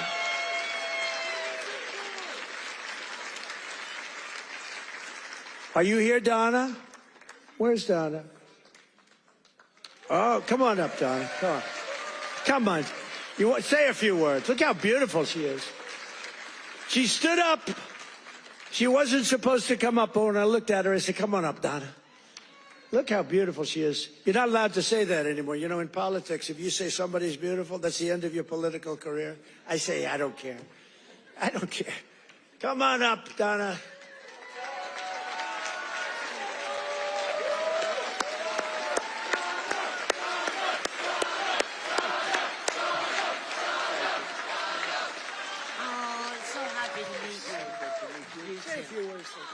Let me say. Yeah, just say whatever.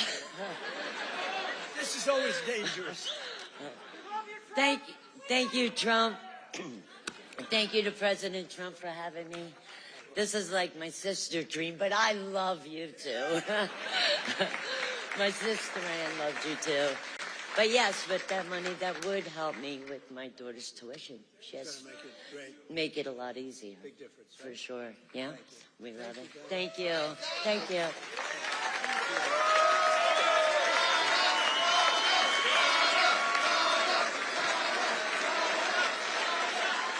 A star is born. That's all I say. A star is born.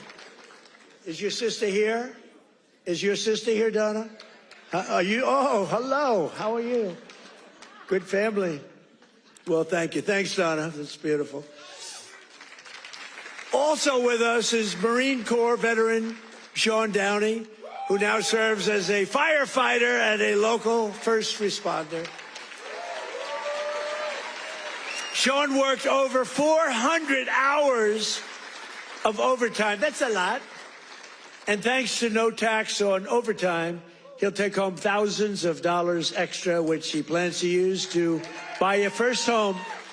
And thank you. Where's Sean? Good, Sean. Good. So you're going to use that money well, right? That was not an easy one to get approved. You know, it all went through Congress. I had to really push hard. I was not nice. I was not nice to get you that money. But you're going to use that money to get a house, right? A first house? Good. Well, you have a great future. Thank you very much. And here as well is Megan Hemhauser from Cresco, Pennsylvania. Megan's husband works 10 to 15 hours of overtime a week operating heavy equipment while she bartends and waits tables at night and homeschools her two children during the day, getting more and more prevalent. Homeschooling getting more and more. It's happening. That's okay. It's good. But thanks to no tax on tips and no tax on overtime, more than a quarter of their income will be tax-free. Megan, do you want to come up? Come on, Megan. Come on up.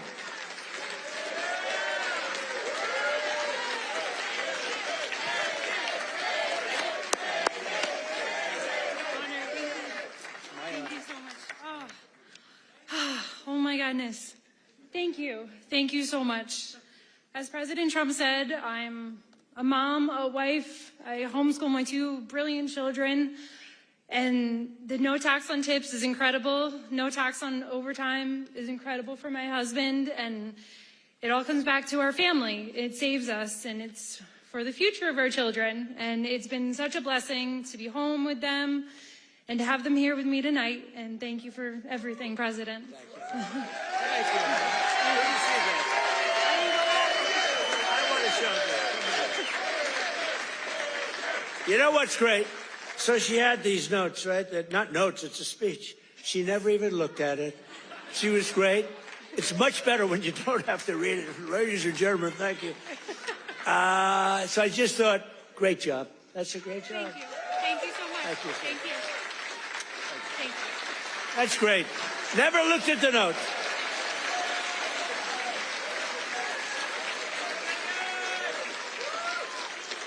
She never looked at those notes. That's pretty cool. I have a lot of professionals sitting right here. They'll get up and read a speech. But Megan didn't have to do that. Another key part of our tax cuts is known as Trump accounts. Under this new program, the federal government will be creating an investment savings account for every single newborn American child with $1,000 to be invested and grow over the course of their life, right at the beginning of birth.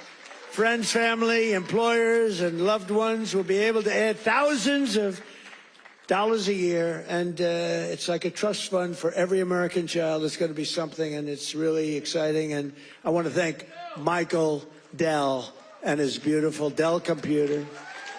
Go out and buy a Dell computer.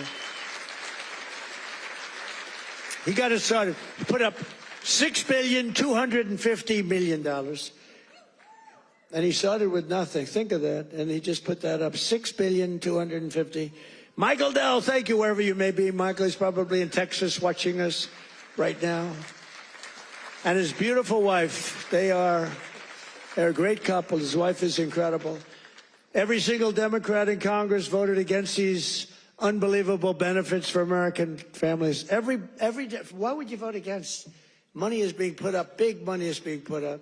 And you know, these kids, when they get to be 18, 20, 21, 30, 35 years old, they could have $100,000, $200,000, and they're going to be rich. I mean, they're going to feel rich, and they're going to be watching it grow, and they may be helping it grow. Who knows? You never know.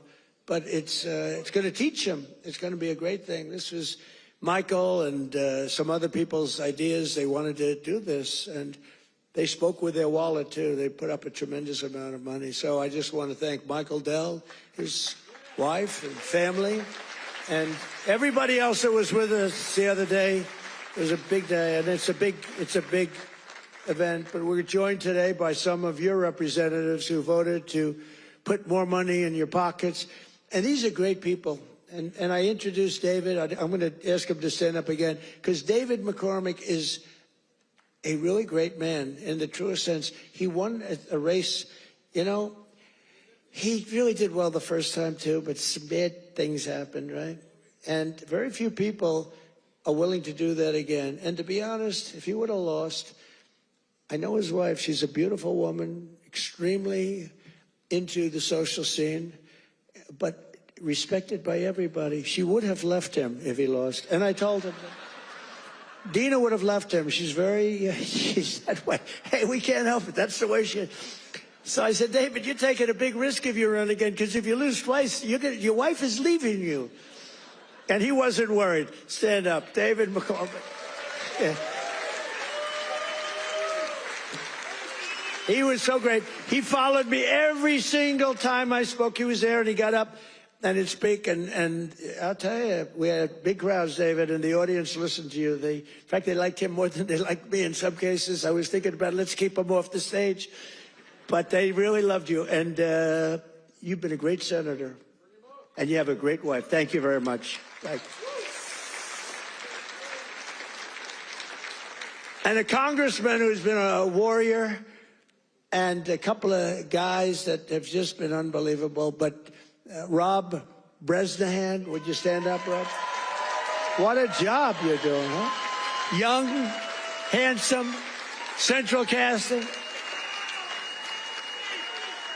Great job. Thank you very much, Rob. Great job. And another one. These are warriors, these two guys. But the three of them. And then you have the senator, but the three of them. Ryan McKenzie. Ryan, thank you. And it's hard for me to explain how hard they work, but they were working so hard getting that big, beautiful bill. I call it the great, big, beautiful bill passed. You know, that was supposed to be in 17 bills. And I actually said it because I'm not that experienced. I haven't been doing it that long, believe it or not. I haven't been doing this. I had one man, he was a congressman, and we had a big meeting, and he was telling us all how to do something. And I said, I disagree with that. He said, sir, I've had 22 races, and I've won 20 of them. I know what I'm doing. And I said, sir, I've had 3 races, and I've won all 3 of them. And mine was for president.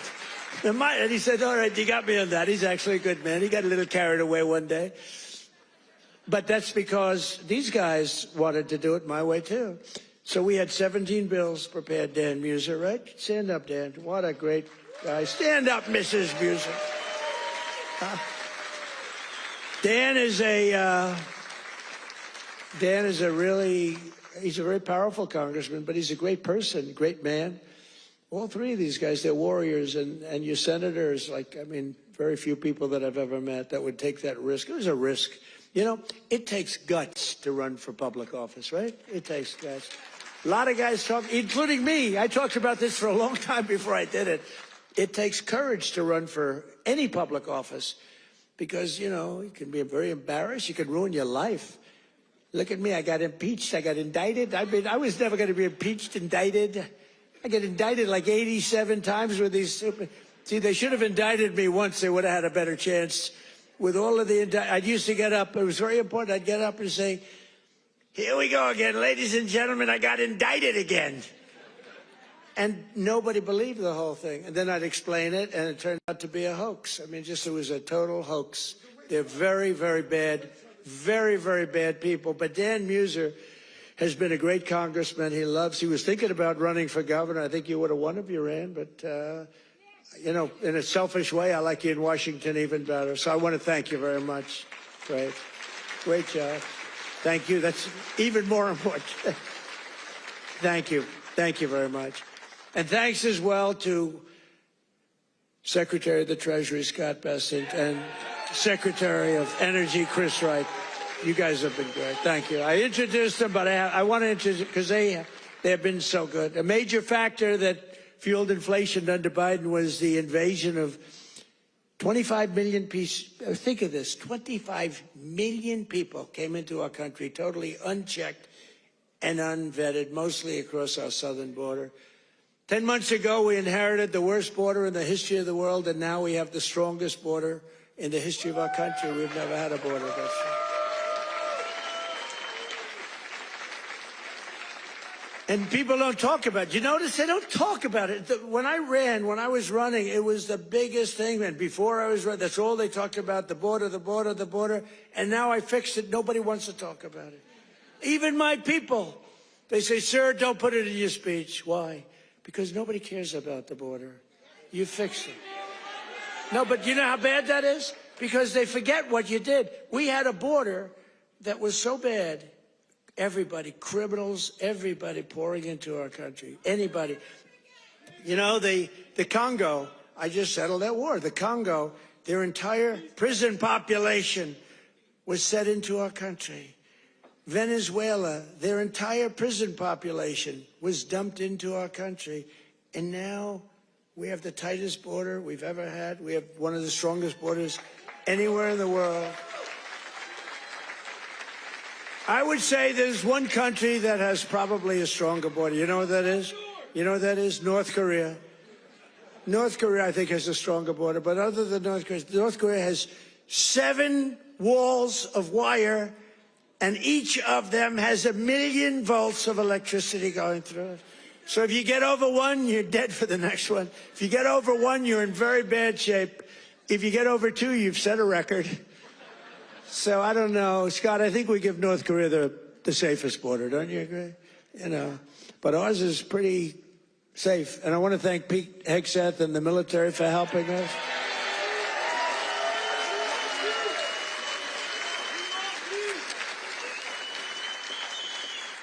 And again, for 7 months in a row, we've had 0 illegal aliens that have been admitted to the United States. And nobody. Do you remember when Biden said, I need legislation to do that? And I said, no, all you need is a new president. I didn't get legislation. Scott, did I get legislation? I said, close the freaking border right now. And they did it. Because our Border Patrol is incredible. ICE is incredible. That ICE, poor ICE, they take a lot of abuse, but they're the toughest people. And again, Washington, D.C. now is, we had the tragedy, which was a terrorism tragedy, but we have Washington, D.C., the safest it's been in 52 years. Think of that. And a year ago, you couldn't walk down a street in Washington, our nation's capital, and now restaurants are booming, restaurants are opening. The restaurants were all closing. Now the restaurants are opening. You can't get into a restaurant in Washington, D.C. Biden and the radical left Democrats turned Pennsylvania into a dumping ground for hundreds of thousands of migrants from the most dysfunctional places on earth, like Somalia, and gave them billions and billions of your taxpayer dollar. But we didn't really give it. It was stolen. And those people should go to jail. Jail. And if they don't go to jail, Scott Bessent is toast. He's toast. I'll tell you, that could be the easiest case. I think it's too easy for you. Just give it to your assistants. They can do that case. These people are crooks. They don't work. 91% unemployment, okay? It's a scam, and it's headed up by the crooked Congresswoman.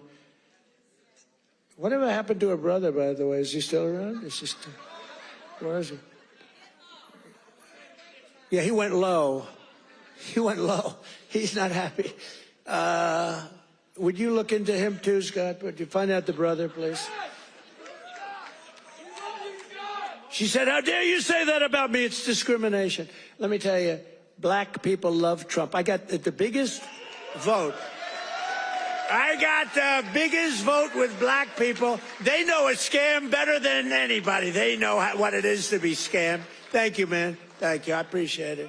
We did great. Thank you. I like this guy. Thank you.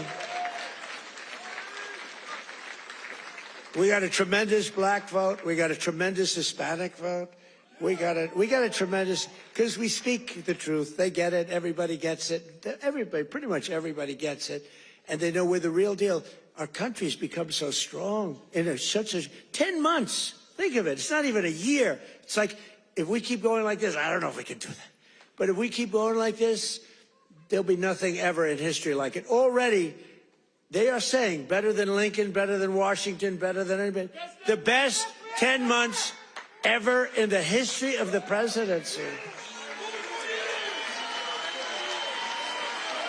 And for the first time in 50 years, we now have reverse migration, which means more jobs, better wages, and higher income for American citizens, not for illegal aliens. And you know what? We all have a heart. We want to take care of people. But these people are getting killed on the walk up. They're dying. They're dying. They have to go through jungles. We don't realize this. They are going through areas that are not it's not possible to get through some of the areas. They're going through jungles down in the Central America, South America, some of these areas with snakes, with crocodiles and alligators.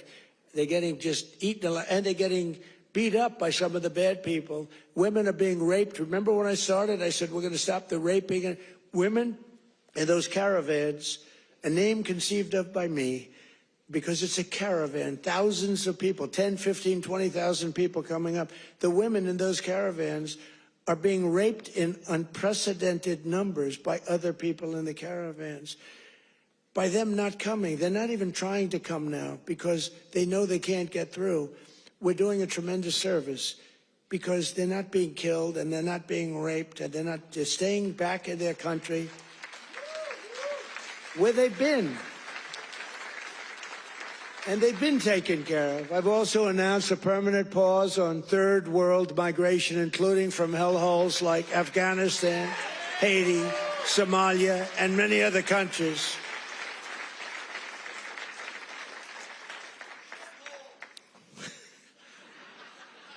I didn't say shithole, you did.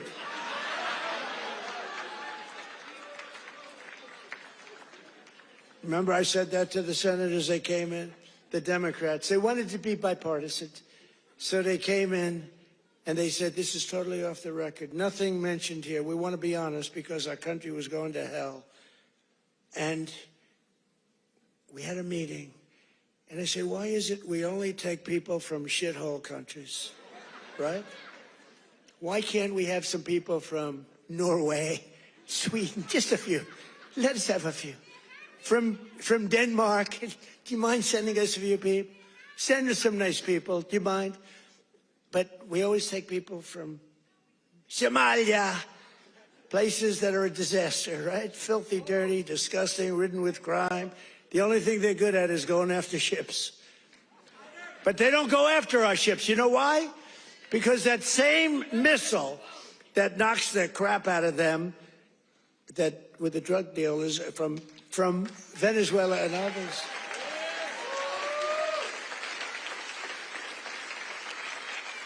That same missile, think of it, from hundreds of miles away, we have the greatest military, we have the greatest equipment, we make the greatest equipment in the world. I bought more equipment. We rebuilt the military in the first term. Then Stupid Joe gave a lot of it to Afghanistan, but it was a lot, but relatively little. But we're still adding to it a lot. But I'll tell you what, that same, I'm looking at this big tough guy with the red hat on. I like that guy. But stand up, let me just see what you look like. Oh, nobody's going to mess with him. Okay. He's central casting. Thank you very much. Very good. I see he's enjoying it. I like people that enjoy things because you got to smile about this whole thing. But that same missile system that hits the center of everyone. Remember, every boat that gets hit, we don't want to do that, but every boat that gets hit, we save 25,000 American lives. Every boat. And when you view it that way, you don't mind. But we have that same system aimed at Somalia, and if they go and want to raid our ships, and not our ships, worldwide shipping, you know, they used to go and take the ships. When one or two of them get hit, they say, we'll pass. So we've cut down drugs, 94% coming in from sea. 94, right? 94%, Muser. 94%, Muser. That's pretty good. We're trying to figure out who the hell are the other 6%. They're finding it very hard to get people to navigate those waters. The problem is nobody wants to go fishing anymore either. They don't want to get in boats. They don't want anything to do with boats. I think we've destroyed the boat market. Other than that, it's been very effective. We've cut it down 96%. Think of that. And now we're going to do land because the land is much easier and it's even more prevalent.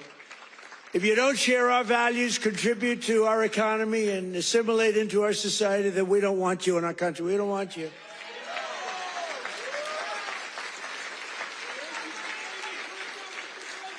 I mean, Ilhan Omar and the people from Somalia, they hate our country. And they think we're stupid people, which actually, when they allow that to happen, they are. That's headed by Governor Walz, one of the dumber people around. No, but but think of it. He's given not like peanuts, billions. These are people that don't work in their own country. Their own country's a failure. They have no money there. And yet they come into our country and steal tens of billions of dollars. How stupid are we to allow that to happen? They can't earn 10 cents in their country. They come over here and rob. Are we that easy? Are we that easy to allow a thing like that to happen? That's up to you. And look at what's going on in North Carolina. We have a big Senate race. We have a fantastic man, Michael Whatley, running as a Republican, head of the Republican Party. Won elections, won the presidential election for us. He's running against a governor who's a radical left lunatic. And Michael should win. I don't know. It's hard. You beat a two-term governor, but the governor didn't do a good job. But what's happening in North Carolina? Two of the most vicious murders that anyone's ever seen in Charlotte. And it's all run by the Democrats. What's going on there? The young lady from Ukraine, you saw that one where a guy from behind just cut her throat on tape. Can't even watch it. What's going on in North Carolina? You need a Republican running that, and you've got to have a Republican senator elected. If you don't, and Michael Watley's running, he's going to be great. So we have people from North Carolina here. Otherwise, I wouldn't be wasting so many words, you know. It's a Senate race, but you agree with me, I think, Mr. Senator, right? Together, we've achieved more in less than 1 year than most other administrations have achieved in 8 years. And we're restoring law and order to our cities, backing the men and women of law enforcement. I love law enforcement. And standing with the heroes of ICE and Border Patrol. We've ended political correctness in our military. We've renamed the Department of Defense into the Department of War. I said to Pete, you know, Pete's a tough cookie, and I said to Pete, I used to do interviews with him, and all he wanted to talk about was the military. I said, this guy's great, smart guy, great education, great everything. The press gave him a hard time, real hard time, but he's really proven to be very, very good, very, very strong. Young, strong, smart. We have Raisin Cain, the great general who knocked out ISIS for us in 4 weeks. Raisin Cain, they said it was going to take, right? They said it was going to take 5 years, sir, or sir, it'll take 5 years. He said, sir, I can do it in 4 weeks. Did it in 3 weeks, knocked out ISIS. He did a hell of a job in knocking out the Iran nuclear capability. We knocked out the Iran nuclear capability. Now compare that to Jimmy Carter, the Democrats. Well, he was a nice man, but he was. But we don't really want a nice man. You want to have somebody that's capable. You know, they were talking about Greg Gutfeld. He's a very good guy. Greg Gutfeld, very good. But Greg Gutfeld he didn't like me very early in his, he didn't like me. I don't know, he just didn't like me. And it was all right, but, you know, figured it's okay, I'll live with it. Then all of a sudden he started saying, you know, I don't like this guy, but everything he says, he gets it done. And, you know, then he gone a couple of months later and he started going like, I'm starting to like that guy better. Every damn thing he says, he gets it done. And it's all really good, common sense, tough stuff. I've never seen anything like it. Everything he says, he gets done. And then he started to really like me. And then we did an interview. It was supposed to be a 10-minute interview. It lasted for 2 hours. There was a good chemistry. And he did 5 shows, all 5 shows that week. And he got the highest ratings that anyone's ever gotten in that time slot. And he became legendary. I'm happy for him. But there was something. But he said, during the process, he said, so would I rather have a guy as president who was really a nice guy who I liked, or a guy who I can't stand that gets everything done and turns our country into a great country again? And he was smart. It was a very interesting process, but he's a great guy. He's doing really well. Totally dominates the late night. Totally dominates against those morons that they have at the end. Kimmel, what bad people. In 10 months, I ended 8 wars, including Kosovo, Serbia, Pakistan and India. They were going at it. Israel and Iran, Egypt and Ethiopia. You didn't know about that. Armenia and Azerbaijan. And I hate to say this, one named Cambodia, Thailand, and it started up today. Tomorrow I'll have to make a phone call, and I think they'll get it. Who else could say, I'm going to make a phone call and stop a war of 2 very powerful countries, Thailand and Cambodia? They're going at it again. But I'll do it. So we're making peace through strength. That's what we're doing. We've cut federal funding for any school that pushes critical race theory or transgender insanity. No more money.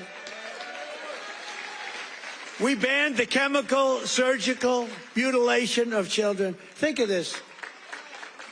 Can you imagine if you were up here 15 years ago? We have banned the chemical mutilation of children. They'd say, this guy's crazy. We actually had to ban it. But think, can you imagine that? Or, I have stopped men from playing in women's sports. They'd say, this guy's crazy. Men don't play in women's sports. Stop men. Well, that's another thing. We stopped men from playing in women's sports, and we're restoring the name of a great president, William McKinley, to Mount McKinley in beautiful Alaska. And I renamed the Gulf of Mexico into the Gulf of America.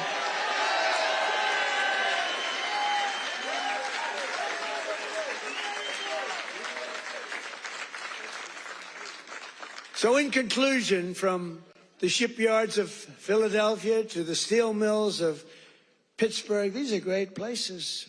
Maybe some of you don't even realize it, you know. You get used to it a little bit too much sometimes, but these are great places. From the union halls of Scranton to the kitchen tables of millions of Pennsylvania families, we're bringing prosperity and pride surging back to this magnificent Commonwealth. We're bringing it surging back here hot. Our country's hot and you're hot. Together we're repairing 4 years of disaster by the radical left Democrats in Congress and by the worst president in the history of our country. He is. I mean, it's not a question about that. He's just the worst president in the history of our country. What the damage thank you very much. The damage he's done to our country is something we can never forget.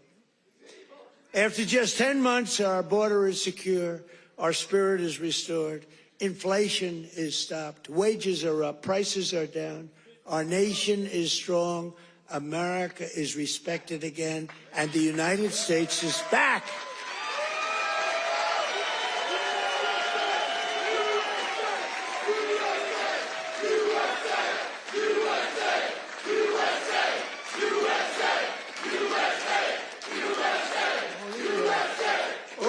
People, right?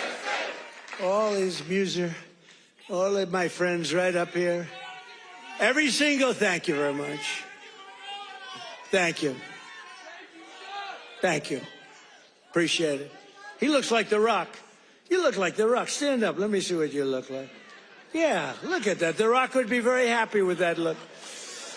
Every single day of this administration, we will keep on working for the hard-working American citizens, people that love our country. We will fight, fight, fight, and we will win, win, win.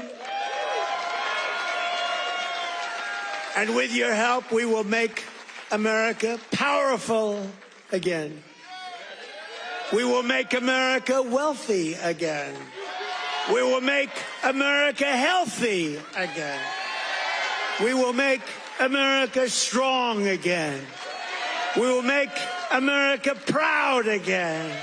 We will make America safe again. And we will make America great again. Thank you, Pennsylvania. Thank you. We love you, Pennsylvania. Merry Christmas.